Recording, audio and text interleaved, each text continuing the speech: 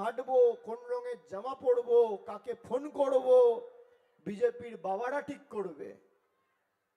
বীরভূমের মানুষ বীরভূমের ভবিষ্যৎ ঠিক করবে।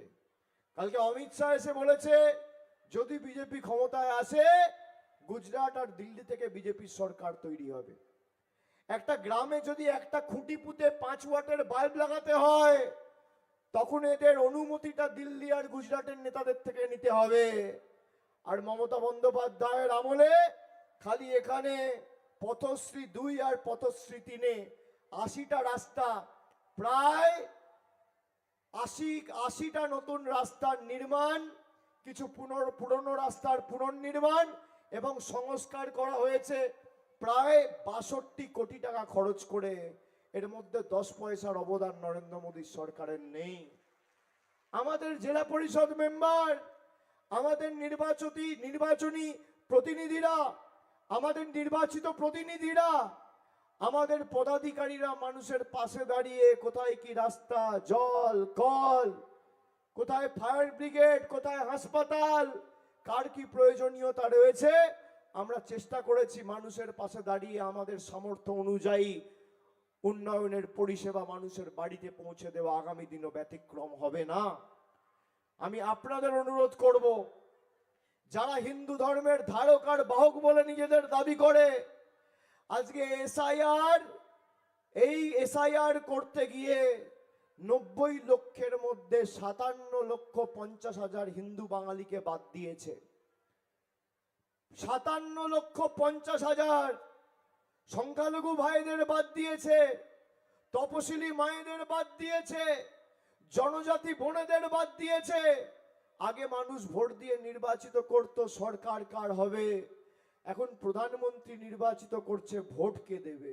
আপনি ভাবুন দেশটা কোথায় গেছে, কোথায় নিয়ে গেছে এরা।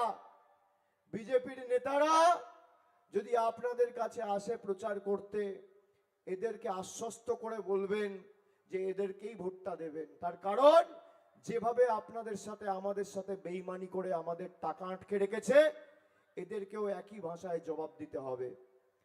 এরা অনেকে আপনাদের কাছে এখন গিয়ে, বুথে বসার লোক নেই, তৃণমূলের লোকেদের ফোন করে বলছে 10,000 টাকা দেবো, বুথে বসবে। আমি অনুরোধ করছি, যদি কারোর কাছে ফোন করে টাকার অফার দেয়, হাত জোড় করে বলছি মান অভিমান করবেন না, টাকাটা নিয়ে নেবেন। এই টাকাটা বিজেপির বাপের সম্পত্তি নয়, বাংলার মানুষের টাকা গায়ের জোরে আটকে রেখেছিল। এখন ঠেলায় না পড়লে বেড়াল গাছে ওঠে না। নির্বাচন আছে, তাই জায়গায় জায়গায় গিয়ে টাকার অফার দিচ্ছে। পদ্ম ফুলের থেকে টাকা নেবেন আর জোড়া ফুলে ভোট দেবেন। যে যে ভাষায় বোঝে তাকে সে ভাষায় উত্তর দিতে হবে। যে যে ভাষায় বোঝে।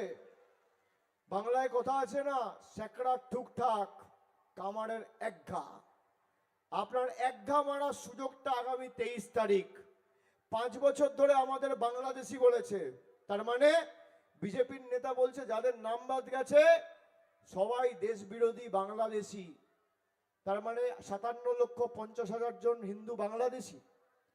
আমি নরেন্দ্র মোদীকে প্রশ্ন করতে চাই যে আপনি বলছেন বাংলাদেশিদের আশ্রয় দেয় মমতা বন্দ্যোপাধ্যায়ের সরকার, আপনার পদের প্রতি পূর্ণ সম্মান মর্যাদা রেখে আপনাকে প্রশ্ন করছি মোদীজি, আজ থেকে 20 মাস আগে বাংলাদেশের প্রাক্তন প্রধানমন্ত্রীকে আপনি আশ্রয় দিয়ে দিল্লিতে বসিয়ে রেখেছেন, প্রায় 20 মাস হলো, অগস্ট মাস 2024 সালে নিয়ে গেছেন।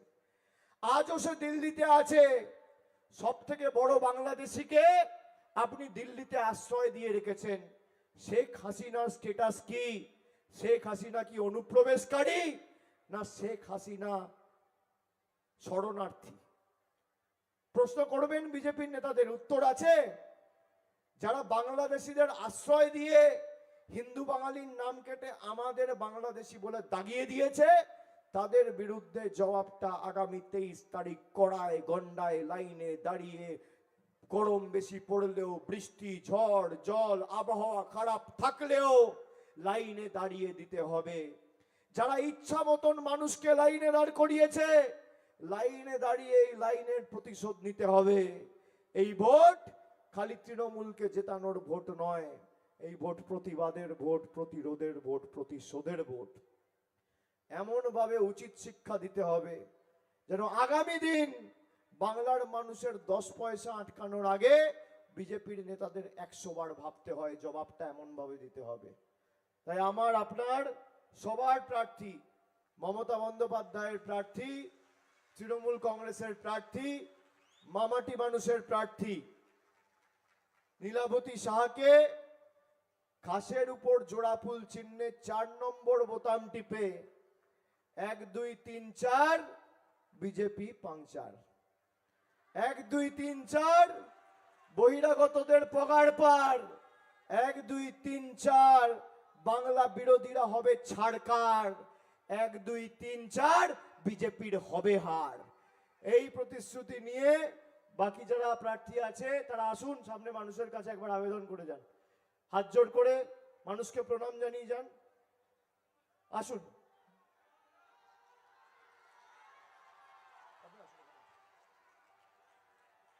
আমাদের সব প্রার্থীরা আছে, সামনে এসো। আমাদের সব প্রার্থীরা আছে এখানে। এখানে লাভপুর থেকে অভিজিৎ সিনহা, ভাতৃপ্রতিম রানা, ওদিকে সাঁইথিয়া থেকে নীলাবতী সাহা যার সমর্থনে আজকে সভা, এখানে চন্দ্রনাথ সিনহা বোলপুর থেকে, আর হাসন থেকে ফয়েজুল হক, কাজল শেখ, 4 জনকেই বিপুল বিপুল ব্যবধানে, আর সাঁইথিয়াতে 15,000-এর ব্যবধান ছিল আমাদের 21-এ, 24-এ 35 হয়েছে, এবার 50 করতে হবে।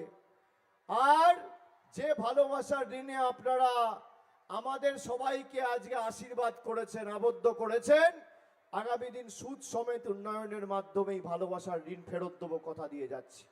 সকলে ভালো থাকবেন, সাবধানে বাড়ি ফিরবেন। জয় হিন্দ, বন্দে মাতরম। দেখুন, সভা শেষ করা পর্যন্ত একটা লোকও ওঠেনি। এই সভা শেষ করছি, আপনারা এখন উঠছেন।